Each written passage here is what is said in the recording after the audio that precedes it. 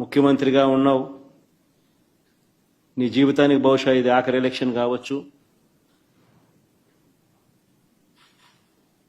రామకృష్ణ అని అనుకునే ఈ వయసులో కనీసం ఆ మాటలన్నా అనుకుంటే పుణ్యమన్నా వస్తుంది. ఈ మాదిరిగా చేస్తే నరకానికే పోతావు.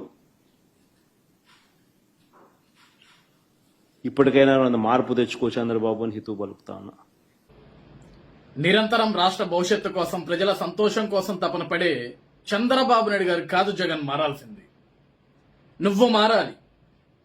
ముఖ్యమంత్రి పీఠం కోసం సొంతం కుటుంబ సభ్యుల్ని, సొంతం చిన్నాయన్ని చంపించేసావు చూడు, నువ్వు మారాలి.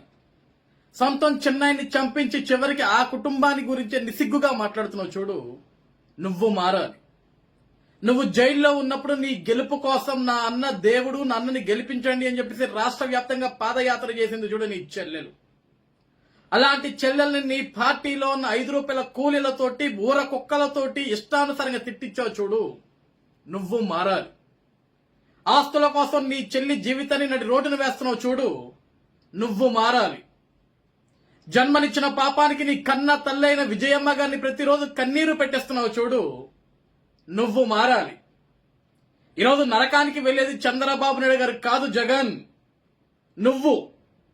పదవుల కోసం ఎంతకన్నా దిగజారి నువ్వు నరకానికి కాదు, అంతక మించి ఇంకేదన్నా ఉంటే అక్కడికి వెళ్తావు నువ్వు.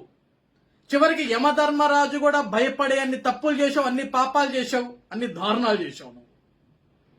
ఈరోజు ఏం తప్పు చేశాడని ఇంకా చంద్రబాబు నాయుడు నువ్వు నరకానికి పోవాలి, ఎక్కడికి పోవాలి, ఇక్కడికి పోవాలని మాట్లాడుతున్నావు.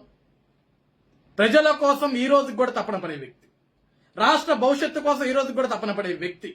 ఈ భూమి మీద ఎవడూ శాశ్వతం కాదు, మనం చేసే పనులు శాశ్వతం రా, మనం చేసే పనులు భావితరాలకు ఉపయోగపడాలరా అని చెప్పేసి నిత్యం శ్రమించే వ్యక్తి నారా చంద్రబాబు నాయుడు గారు.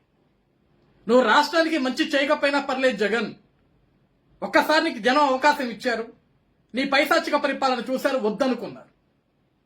ఈరోజు రాష్ట్రం కోసం పరితపించే వ్యక్తి ఇంకా 4 కాలాలు బ్రతికుండాలని కోరుకోవాలి, కానీ ఇలా దిగజారుడు మాటలు మాట్లాడరు.